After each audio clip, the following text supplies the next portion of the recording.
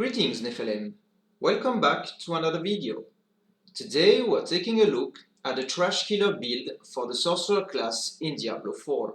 In case you don't know, the Trash Killer archetype typically deals damage based on the density of monsters around it. The damage scales with the number of monsters that are being hit, and damage is done in an area of effect. This archetype is very well implemented for the Sorcerer class, thanks to the Shatter key passive. After freeze expires, enemies explode for 25% of the damage you dealt to them while frozen. It means we're going to burst a pack of trash mobs during the time they are frozen, and when the freeze expires, each target will generate an area of effect explosion dealing 25% of the burst damage to each other mob.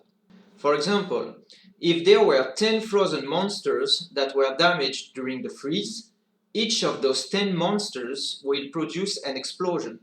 So that's 10 times the 25% damage that gets applied to each other monster. That's a ton of damage. The more the monsters, the more the damage. We're going to freeze the monsters thanks to Frost Nova. It applies a 2-second freeze to every enemy around us. Those 2 seconds will get extended by 20% thanks to the Exploiter's aspect, making it a 2.4 seconds freeze. To deal as much damage as we can with the Shatter explosion, we want the mobs to be as close to each other as possible. We're going to achieve that thanks to the Raiment of the Infinite Unique Chest Armor. It says, after using Teleport, close enemies are pulled to you and stunned for 3 seconds. This way, when we teleport in, mobs will be pixel pulled to us before we apply a Frost Nova. To further optimize the damage output of Shatter, we'll be wanting the Iceheart Brais unique pants. It says, enemies that die while frozen have a 20% chance to unleash a Frost Nova. You see, every monster type has a different health pool. When the low health pool monster die first, there's a good chance some of them will release a Frost Nova, further extending the duration of the freeze of the remaining monsters and elites. Now, how do we want to damage the mobs while they are frozen? With Ice Shards and Frozen Orbs. Having them both as our enchantments will generate some pretty neat interactions. Ice Shards. As soon as a single enemy gets frozen, 2 ice shards are automatically thrown at him, and ice shards ricochet to another target of frozen enemies. On top of that, the aspect of piercing cold on our gloves make each ice shard pierce 4 times. Imagine we cast Frost Nova on a pack of 10 mobs clumped together. That's up to 60 ice shards that will be automatically cast. Isn't that amazing? Even on a level 25 Sorcerer during the beta, this single enchantment would clear a pack of trash mobs on its own. Having Frozen Orb as our second enchantment has some amazing interaction too. 20% of any skill cast, automatic or manual, will fire a Frozen Orb at a nearby enemy. So from those 60 ice shards automatically cast, we could have up to 12 frozen orbs automatically fired. And unlike their manual cast counterparts, the automatic frozen orbs are seeking targets on their own. They explode directly on the mobs. I was able to test that during the beta. That's so much better than the manual cast, where you have to be at a certain distance for the frozen orb to explode on an enemy. This build will be a hell lot of fun to play, and as you can tell, I'm super hyped. You teleport in, it pulls the mob, a ton of ice shards and frozen orbs are automatically cast on everything you freeze, and to top it off, a chain of ice explosions will blow up the entire pack. It's gonna be glorious. I'm going to report on the channel every mechanic, every single interaction there is to test with the Sorcerer. So make sure to subscribe to get updated on the latest and greatest the Sorcerer has to offer in Diablo 4. Right, now this said, If the whole pack didn't die from all the automatic casts, you're going to manually cast Ice Shards on the surviving elites to input the remaining damage needed to blow them up. You're never going to manually cast Frozen Orb. It will be triggered by your manual casts of Ice Shards. Shatter plus Frost Nova covers the multi-target angle of the build, while the manual casts of Ice Shards cover the single target damage. That's for the general gameplay. Now let's look at the rest of the build. Mana Management. Those of you who have played the beta know how annoying mana depletion can be on the Sorcerer. To be at full mana at all times, we're going to use a few utility nodes. Shimmering Frost Nova. Frost Nova generates mana per enemy hit. This single node here will make sure that your mana bar goes to full when you press Frost Nova on a pack of mobs. And this happens before any automatic shenanigan even happens. Frigid Breeze. Lucky hit on cold damage against vulnerable enemies has a 20% chance to generate 15 mana. This node will help a lot when dealing single target damage with Ice Shards. Ice Shards make enemies vulnerable and we are a lucky hit build, so this will proc quite a lot.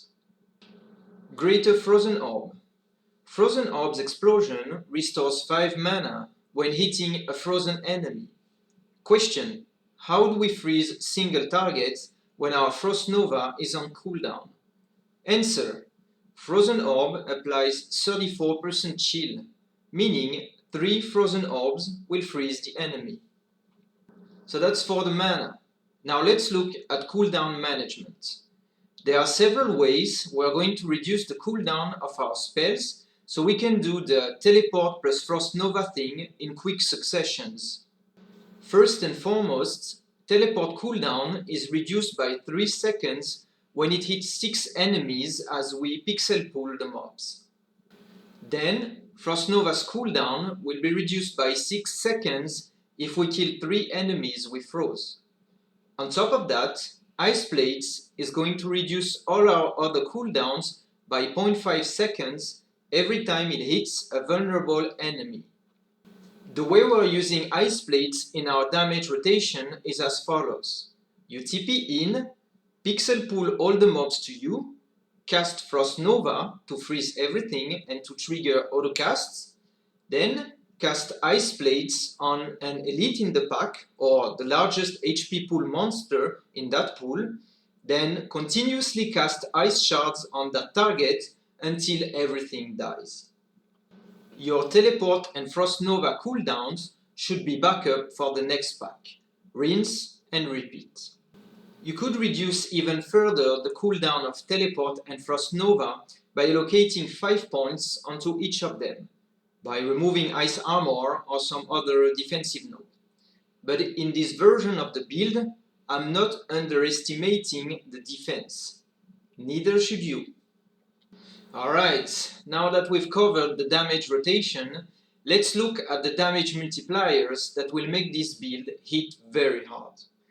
Thanks to our thoughtful mana management, we can include 2 aspects of the Holy Trinity of damage multipliers available for the Sorcerer class. Elementalist aspect will make it so that Ice Shards and Frozen Orbs benefit from 40% increased critical strike chance. Edgemaster's aspect will grant us 34% damage multiplier when we are at full mana. Our core skills will get a 12% damage multiplier if cast above 50 mana, and Frozen Orb's explosion will deal 30% more damage if we are above 50 mana. So that's for the mana dependent multipliers. For the crowd control multipliers, we have the Shatter aspect and the aspect of control. Explosions from the Shatter key passive deal 80% increased damage if enemies die while frozen, and you deal 60% more damage to frozen enemies.